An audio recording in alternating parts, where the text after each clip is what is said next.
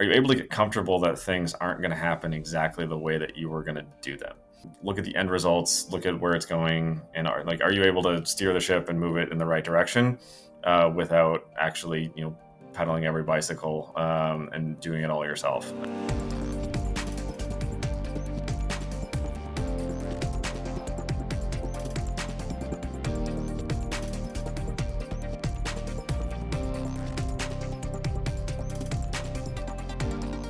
When you first become a people manager, one of the hardest challenges is to accept that not everything will get done exactly how you want it to get done. That really is the difference between delegation and micromanagement.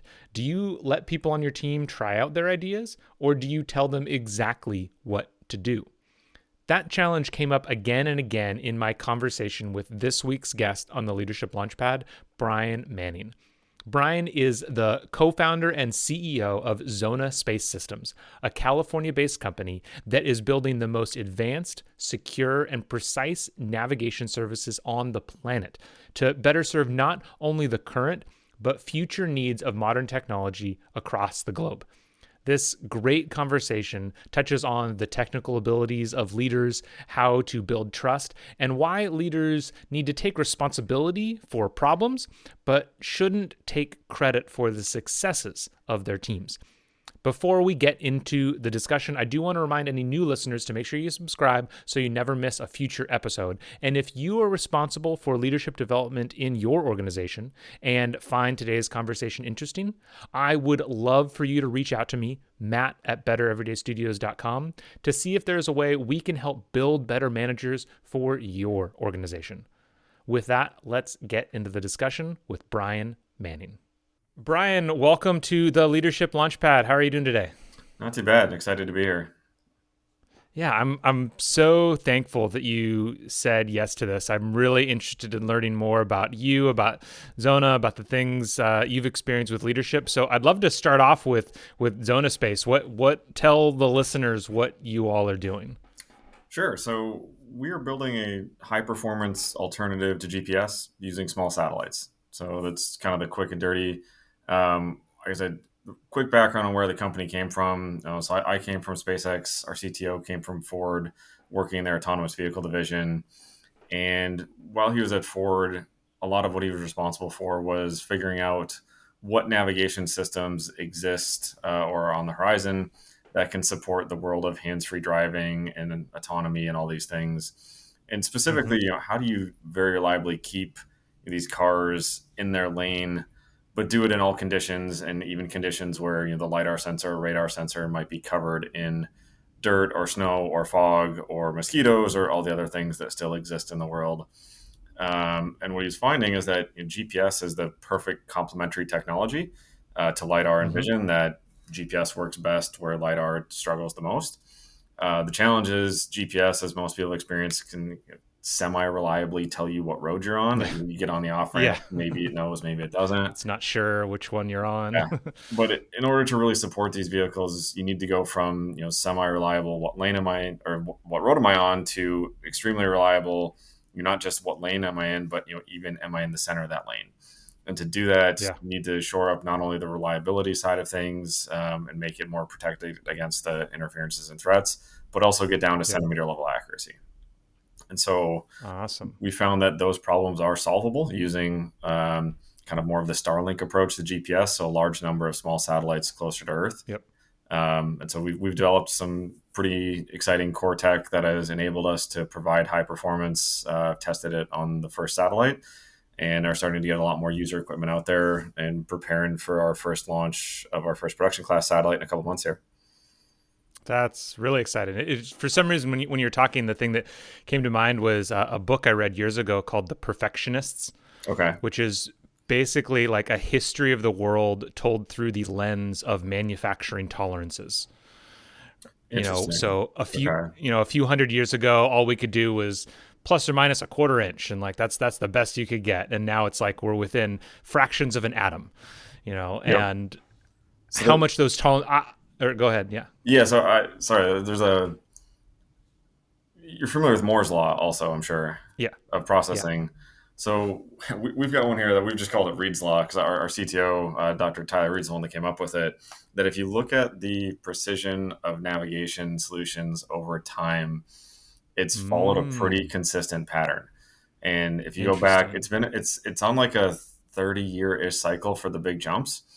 And if you go Really? back, 100 so plus years, you've got celestial navigation, and you know where you are Yeah. within kind of several kilometers if you're lucky. During kind of the early part of the 19th century, or sorry, in the 20th century, getting into World War II times, there were like long wave radio broadcasts, and so you can get you're into the maybe hundreds of meters. That went into some of the very early satellite navigation that predated GPS. It was in the tens of meters. GPS has Mm, got us into the meter level, but what we're as quickly seeing with all it's not just cars, it's everything else. The other 7 billion devices in the world also are now looking for not just tens of centimeters, but quickly even headed towards centimeters. And we yeah. even have people asking about millimeters at this point. So it's we're Wow. seeing that trend continue to track down. Like I said, That's what we're neat. calling Reed's law. Yeah, I love it because it wasn't until I worked at SpaceX that I really realized just how much manufacturing tolerances drive so much of what you can do. Yep. Having tighter tolerances really help, and so I'm sure the same is just having those tight tolerances of where you are at physically. It just really, I'm sure, exponentially opens the doors of like what's possible because of that. It does, and that's I mean we've seen that in every industry, and that's why there are something like 7 billion GPS devices on the planet. Is that Yeah. everything needs to know where it is, and uh, one of our advisors gave us a statement once is like if you wake up from being in a coma, what are the first two questions that you're going to ask? It's where am I and what time is it? And that Yeah. those are the answers that GPS provides to the world. And all the machines, they're waking up every single day and trying to figure out what time is it and where am I at. And that precision is Interesting. continuing to drive down. That if you ever go through Iowa and like all the straight crop rows, like that's all Mm-hmm. precision GPS. And Mm-hmm. that's the reason those things aren't waving back and forth is that they're using precision GPS guidance to get them nice and straight. So Mm-hmm. those are some of the easier ones to connect with. A lot of people don't realize that most of our banks, power grids, servers all synchronize using GPS. So it's Yep. just about everything in the world has a need to know if it's not where am I, it's at least the what time is it, and the Yeah. precision on that continues to drive higher also. Wow. That's awesome. Well, that's really exciting. Okay, no, this is great. I'm really excited for the future. Yeah, So then let's go back a little bit. I want to sure. transition into more the leadership side. We talked a week or so ago, Yep. and I know your backstory is you kind of started in more of kind of like a consulting company and got and stood up in leadership really quickly. Then went back to being an individual contributor, and now you're in a leadership role again. I'd be really interested to know what some of those early leadership experiences were like for you, and what did you learn like from going from individual contributor to people leader back to individual contributor. Yeah. So the first company I worked at was it wasn't as much it was actually engine manufacturing Oh, for oh like okay. automotive and forklifts and school buses and things like that. But that being said, it was very different than the aerospace world, and so I moved into being a manager relatively quickly, and frankly, without a whole lot of guidance from leadership on how to do it. Yeah. It was just we had a hole to fill, and it was there to fill it. And so I again was fairly young and arrogant in many ways, also, and figuring it out on my own as we went through it.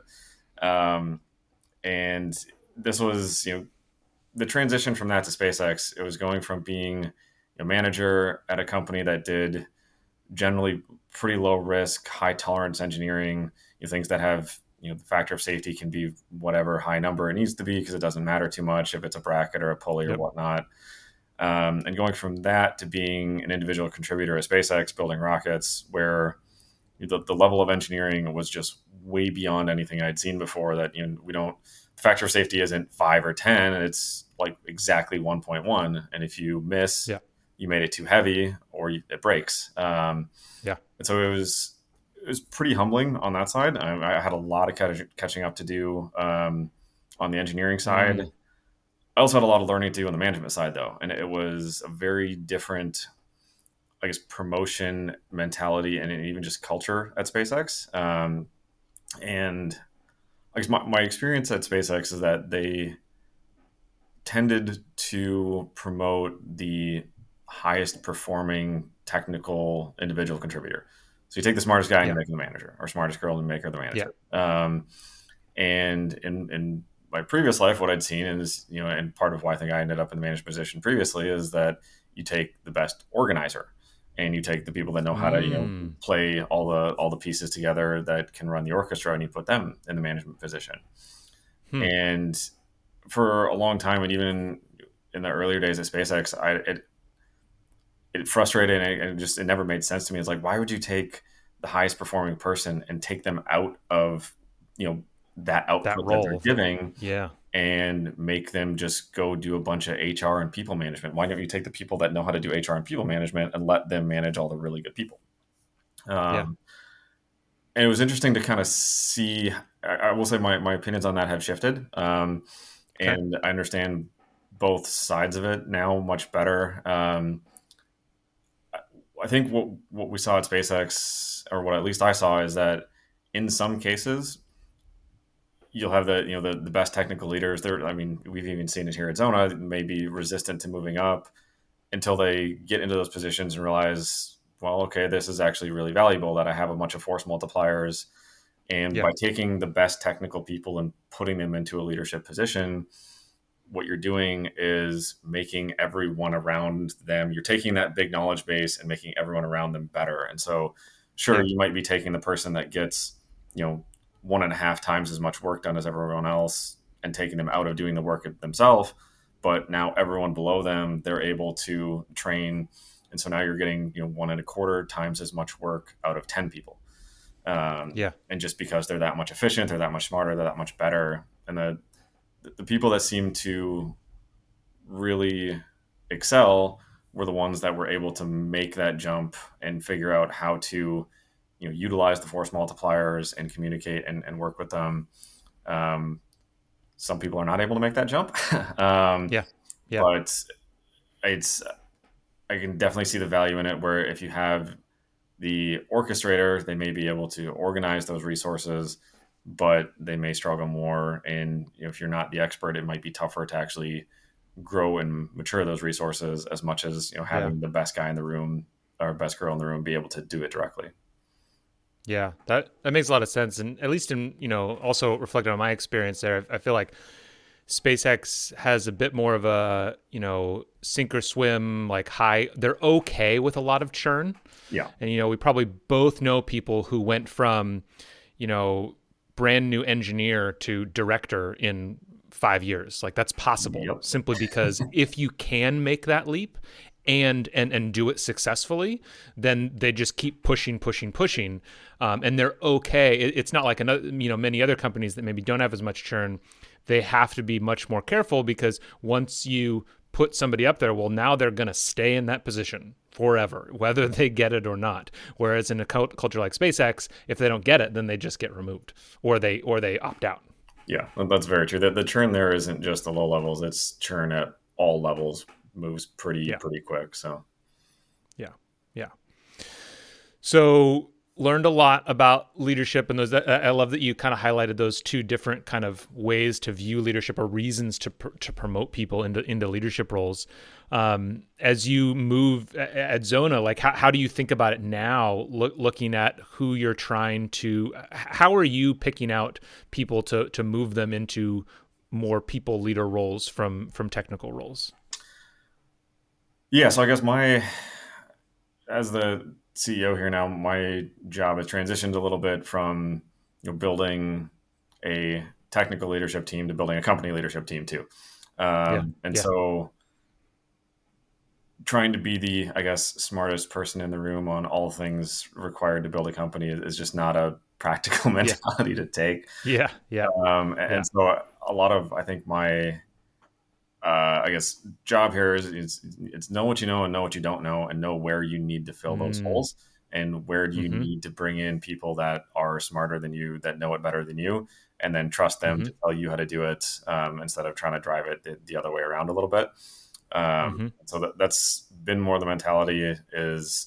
like I said, I know what I know, I know what I don't know. I come out of the engineering world.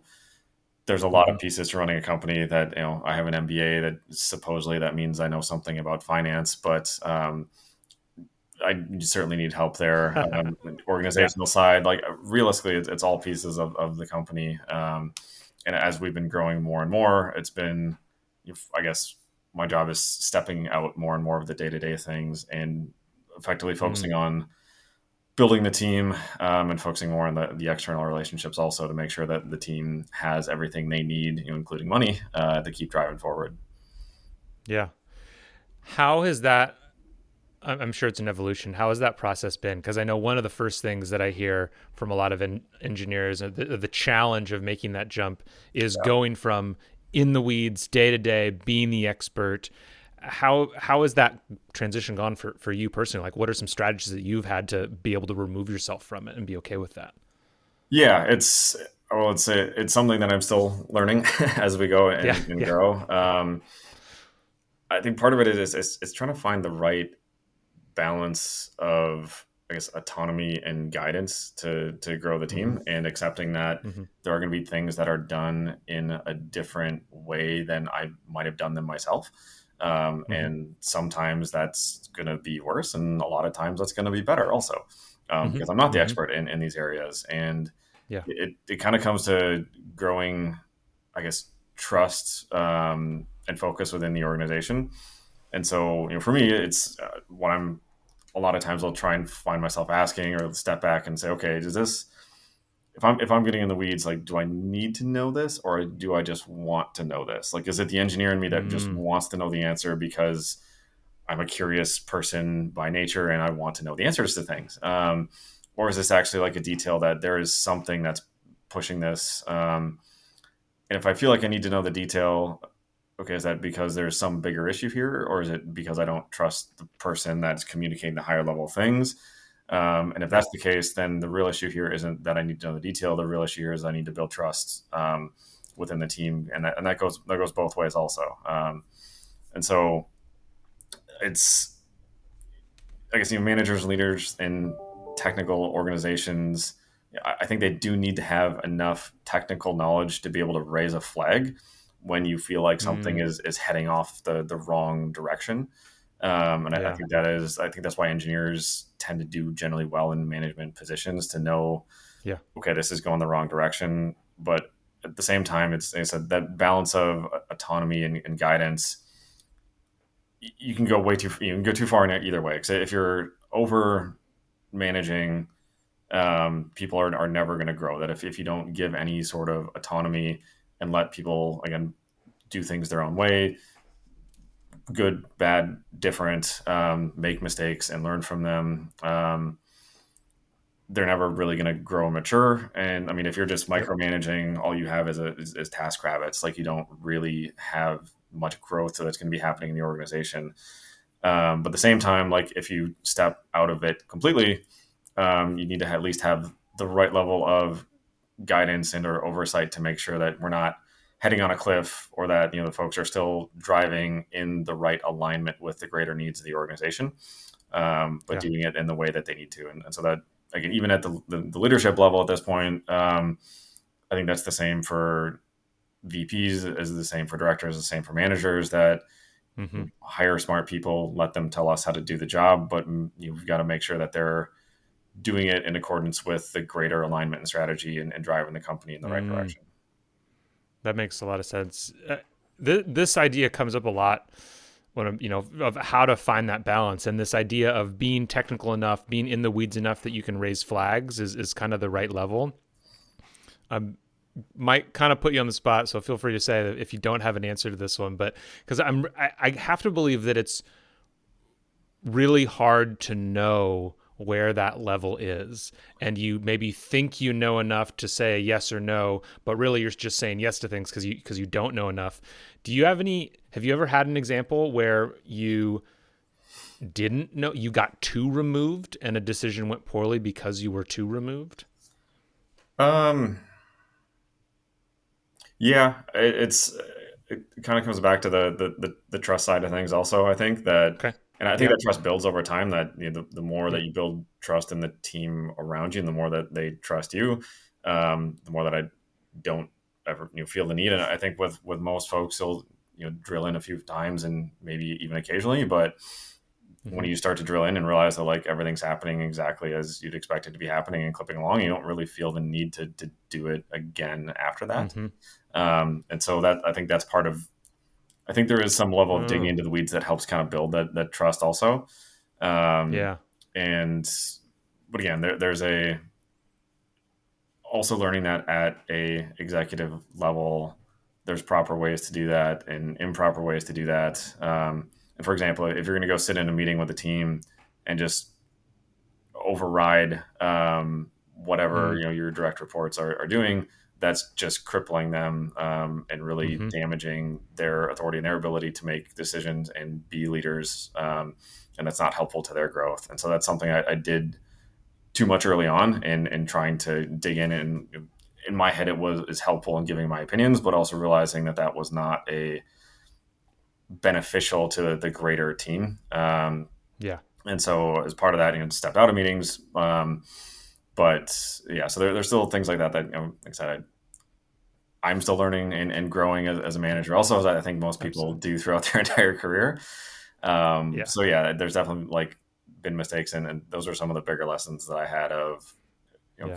even when I'm trying to help, you have to managers, directors, anyone in leadership positions have to understand how every action, every comment they make, especially with direct reports and like two levels or three levels down, how that is viewed and what that does for setting a culture and just for setting a leadership style throughout an organization.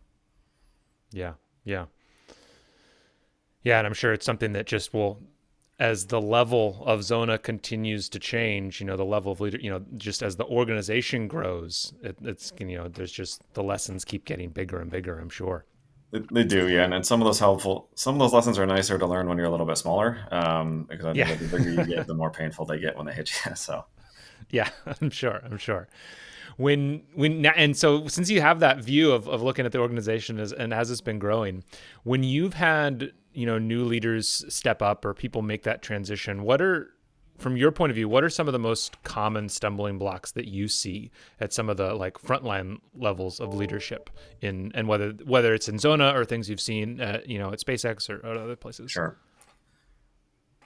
Ooh, yeah, I'd say it kind of comes back to finding that right balance and being able Mm-hmm. to communicate, and like, are you able to step out of the weeds, and are you able to get comfortable that things aren't going to happen exactly the way that you were going to do them, Mm. and look at the end results, look at where it's going, and are you able to steer the ship and move it in the right direction without actually pedaling every bicycle and doing it all yourself. And Yeah. that's I think it's a big difference on how you are able to grow the team. And this is where back to the managers, that to me the mark of a really good manager isn't necessarily, you almost don't have to look at them, you have to look at how well is everyone around them doing. And if Absolutely. the whole team is really clipping and everybody on this team is doing extremely well, um, it usually says something about how the team is being managed and organized. And this is, like 360 reviews I found are incredibly important. And I learned this lesson at my first job, that it was a larger organization, and we had some folks that were, I guess, very focused on taking credit for their team. And so the Mm. management levels above them thought that they were all stars, but the people below them just were not fans. Yeah. And I saw other people who were very good at giving credit rather than taking credit, and saying, okay, and bringing their people into meetings, giving credit to the organization and credit where it was due for the people that were doing the work. And it was interesting to see I will say, unfortunately, that first type of person has those people exist all in the world, and a lot of them are very good at rising the ranks because the people above them think they're great, and the people that below them just hate them. Yeah. And that's something that I've been very cognizant of at Xona, and that's why we do 360 reviews and make sure that we're getting Nice. feedback from both sides. And to me, that's equally a red flag in management. That if there uh, is asynchronous feedback, and whether it's one way or the other, like either Yeah. side is some sort of flag that needs to be paid attention to. That there should be some Yeah. level of consistency across it. So Yeah, I think seeing those differences is really important in a lot of different angles. At the last company I worked at, our review system, we didn't do 360s really, but one of the things we did is, both yourself and your manager would rate you on a bunch of different things. And one of the things that we always told managers is look for big deltas. If you both think this, if you're both grading this, if you both have the same grade, then like, cool, we're good. Like we're all, whether it's high or low, we're all in agreement of what's happening here. But it's those big deltas that are a big deal. And I remember when you were talking about kind of taking credit for the team. So I'm also in the reserves, and there was about a year ago, I was doing some reserve duty where we were kind of our reserve team supports a bunch of different teams in the Space Force, and so part of our duty one weekend, we were just basically getting briefings from all these different team leaders on kind of what their team did. And one thing that just struck me at the end of the day was the difference is that some leaders said we and some leaders said I. yeah, And I've just always wanted to dig in. Because I have no idea the performance of these individuals, so I have no idea if they're actually taking credit, or maybe the people that sure, say I are really great leaders. But I would just love to do a deep dive, like research project just into that of, do you say yep. I or do you say we when talking about the team's accomplishments? It, yeah, I've caught myself saying I, or I've even said like my investors before, because like I'm the one that interfaces with Mm, investors, and every time when it comes out of my mouth, I'm like, why did that happen? That sounded wrong and felt yeah, inappropriate. yeah, And because yeah, the only way that I'm able to communicate anything to our investors or to anything about our team's accomplishment is because of what they've done. That I can communicate it. I can say I for that, but yeah, there's nothing there without the team and that we've built here. yeah, So yeah, and similarly, like I don't think we've had any issue or problem here that I can't trace back to, like, there's something I could have done better to prevent just about yeah, anything that's happened, whether yeah, that's technical issues or personnel issues or communication issues or investment issues. So like I can always trace back to there's something that I could have done better, and would that have prevented it? Maybe, maybe not. But I do think there's a way to look at the eyes on that side of the thing, though, yeah, and that yeah, what could I have done better on that side? But yeah, like I've caught myself saying I for the team before and been annoyed at myself for doing it, and because it's to me it's not an appropriate thing to do. So yeah, yeah.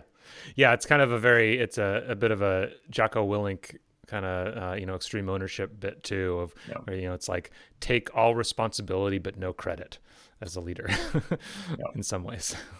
yeah, and Yeah. it comes across as like the watching. It's interesting to watch similarly like on panels, um, Hmm. and I always remember, I guess it's a little bit offshoot, but related. There was a panel at one of the space shows a while back, and there was, I'll just leave it generic. There was five different executives from five different companies, um, and four of them were just throwing bombs at each other, and it was very much like unlike the other companies on stage. Here's how great we are at this. Yeah. And one of them just very calmly is like, "This is what we do. This is what we're good at," and they stayed right in their lane. And I was so much more impressed. And that's I was kind of realizing it ties a little bit to the taking credit, but like throwing shade goes the same way. That if you're Yeah. any time that you're like throwing shade on anyone else, most people don't realize like you look every bit as bad as who you're trying to throw the shade on, and it covers both sides. And like I always remember that panel and how impressed I was with the one CEO who stayed right in their lane, and like, all Hmm. right, that's the role model on how, how we need to act. Yeah. And that there's a lot of times where like to I've certainly been heated and wanted to make comments, and generally hold my tongue on those based on Yeah. remembering that lesson. So Yeah. Yeah. That's awesome. One final question that I'd love to kind of close out with is for you. So you're leading a growing space company. When you think about kind of the frontline leaders in your organization, what do you see as the primary role of those frontline managers? Yeah. So frontline managers in my head immediately goes to like team leads or people that have a small group driving them. I would say that their team leads and managers are expected to organize and lead the team in their functional area and be the experts in the needs of that area, Hmm. um, Hmm. but also be an expert in how that area affects and interfaces with other areas and other parts of the company. And Yeah.